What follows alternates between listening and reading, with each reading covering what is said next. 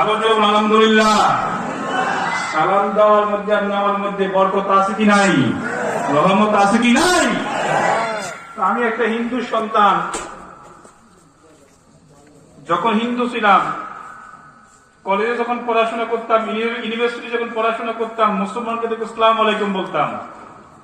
এবার আপনাদের কাছে কষ্ট করতে চাই কিশোরগঞ্জবাসী, আপনাদের কাছে কষ্ট করতে চাই জাহাঙ্গীরপুর বাসীকে বলতে চাই, আসসালামু আলাইকুম এটা কি শুদ্ধ সালাম? এর অর্থ কি? এটা অর্থ কি?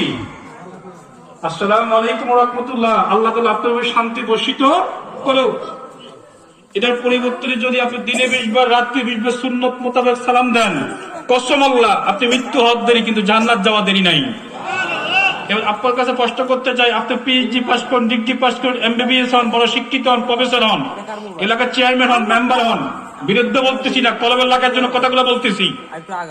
আপনার কাছে কষ্ট করতে চাই, আপনি দৈনিক 5 ওয়াক্ত নামাজ পড়েন, কিন্তু নামাজ কি সালাম কিন্তু আপনি শুদ্ধ করে জানেন না। কিন্তু যে ব্যক্তি আসসালামু আলাইকুম দেয়, এর অর্থ কি? আল্লাহ নালত আপনার উপর করো। এটা কি মুসলমানের শব্দ না? আসসালামু আলাইকুম ওয়া রাহমাতুল্লাহ এটা মুসলমানের শব্দ।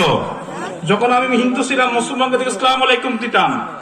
কিন্তু আজকে এত বছর ইসলাম কবুল করলাম, কষ্ট করলাম, বাপ মারালাম, 14 গোষ্ঠী ত্যাগ করলাম, বাড়ি গাড়ি টাকা পয়সা ত্যাগ করলাম, অর্থ সম্পদ করলাম, বিলিয়ন মিলিয়ন কোটি কোটি টাকা সব জাতি মারি চলে আসলাম। কার জন্য আসলাম? কার জন্য আসলাম? সে আল্লাহর শান্তি বর্ষিত হয়, সে দোয়াটা আপনাদের দিছি তো ইনশাআল্লাহ। তো আপনাদেরকে আবারও সালাম দিতেছি, আসসালামু আলাইকুম ওয়া রাহমাতুল্লাহি ওয়া বারাকাতুহু। আপনারা ভালো আছেন? আছি আলহামদুলিল্লাহ। আমার অসুস্থ স্ত্রীকে রেখে আজকে আমি আমার মাহফিলে এসেছি। দোয়া করবেন, আমার স্ত্রী অসুস্থ, দীর্ঘদিন যাব, খুবই অসুস্থ। গতকালকে থেকে আমার জ্বর। তবু আপনাদের সম্মানের ক্ষেত্রে, কোরআনের সম্মানের ক্ষেত্রে মাহফিল এখন ধরে রেখেছি। আজকে যদি না আসতাম তাহলে আমার আব্দুল্লাহ ভাই, আমার নুরুল আলম ভাই বেজ্জতি হয়েছে। তো প্রচন্ড জ্বর, নিজের অসুস্থ স্ত্রীকে বাসায় রেখে চলে আসলাম। শুধু আপনাদেরকে ভালোবাসি, আমিন বলেন। সম্মানিত মুসলমানগণ, বাংলাদেশে 3টা দল।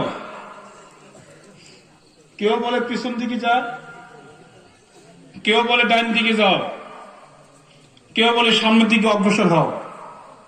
এবার আপনাদের কাছে প্রশ্ন করতে চাই, আমি ছিলাম কি? বলেন, আমি ছিলাম কি?